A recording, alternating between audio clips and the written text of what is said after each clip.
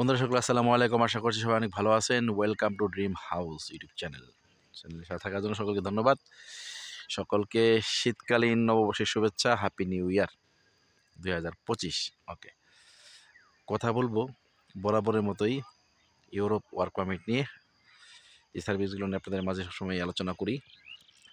আমি বর্তমানে আমাদের গ্রামে অবস্থান করছি, আর সেই সুবাদে আমাদের ইউরোপ ওয়ার্ক পারমিটে অনেকের সাথে আমার কথা হয়েছে। অনেকেই জানতে চেয়েছেন, প্যাকেজ সম্পর্কে জানতে চেয়েছেন। অনেকের অনেক নিজস্ব অনেক প্রশ্ন রয়েছে। সর্বোপরি সব কিছু মিলে আমি শুরু থেকে শেষ পর্যন্ত একটা কথা বলি, সেটা হচ্ছে যে আপনি যদি আপনার ড্রিম কান্ট্রি থাকে যদি ইউরোপ, তাহলে অবশ্যই আপনাকে প্রথমত ধৈর্য ধারণ করতে হবে, ট্রাস্ট করতে হবে এবং সময় দিতে হবে এবং নিতে হবে। তাহলে আপনি একটা সময় সাকসেসফুলি ইউরোপের দেশগুলোতে পৌঁছাতে পারবেন। এখন দেখা যাচ্ছে যে আপনারা কেউ সময় নিতে চান না।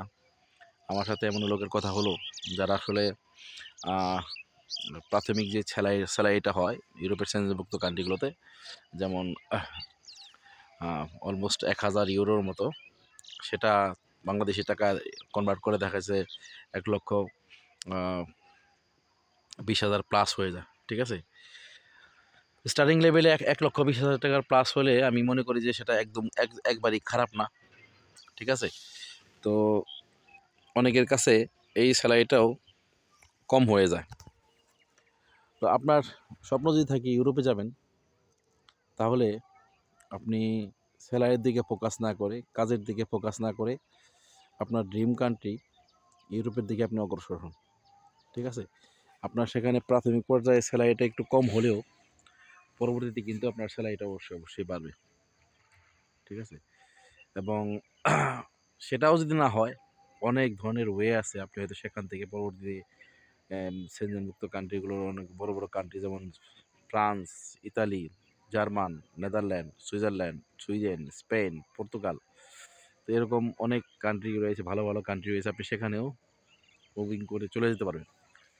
যারা ইউরোপে আছেন তারা এই সমস্ত ব্যাপারগুলো খুব ভালো জানেন, এবং যারা ইউরোপে যেতে যাচ্ছেন, অনেক এখন তো সোশ্যাল মিডিয়ার যুগ, যে কেউ চাইলেই কিন্তু সোশ্যাল মিডিয়া থেকে যে কোনো ধরনের ইনফরমেশন কালেক্ট করতে পারে।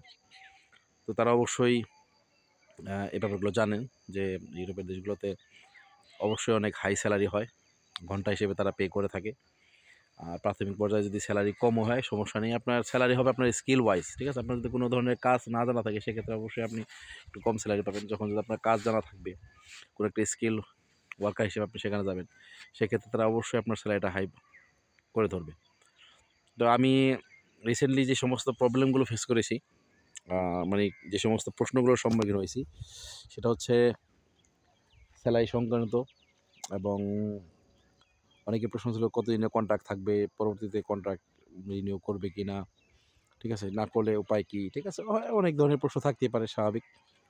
এখন কথা হচ্ছে যে আমরা যেমন সৌদি আরবে যাই, দুবাই যাই, কাতার, কুয়েত, বাহরাইন যাই, সেখানেও কিন্তু আমাদের একটা নির্দিষ্ট পরিমাণ কন্ট্রাক্ট থাকে, 2 বছরের, 3 বছরের বা 1 বছরের। এখন তো সৌদি আরব শুনছি যে অনেক সময় 3 মাসের আকামাও দেয়।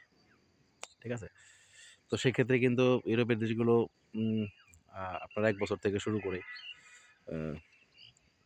বা 1-এর অধিক বছরের কিন্তু ওয়ার্ক পারমিট দিয়ে থাকে। এক দেশের এক নিয়ম। তবে আমাদের কাজগুলো যেগুলো ক্রোয়েশিয়া, রোমানিয়া, রোমানিয়া না, ক্রোয়েশিয়া, হাঙ্গেরি, বুলগেরিয়া, এরা কিন্তু 1 বছরের ওয়ার্ক পারমিট দিচ্ছে। সার্বিয়া, তারপর হচ্ছে যে মলদোভা, কসোভো, এই সমস্ত কান্ট্রিগুলোতে 1 বছরের ওয়ার্ক পারমিট হবে, এবং পরবর্তী সময়ে কিন্তু এগুলো রিনিউ করা যাবে। এবং একেকটার খরচ একেক রকম হবে, এবং একেকটার সার্ভিসের সুযোগ সুবিধাও আপনি একেক রকম পাবেন।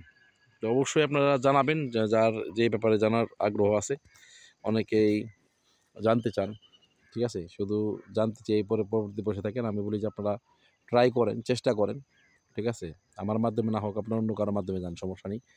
এবং আমি এটাও জানি আমার প্রাথমিক পর্যায়ে আমার অবশ্যই একটু কষ্ট হবে, এবং আমি সেটা করতেছি।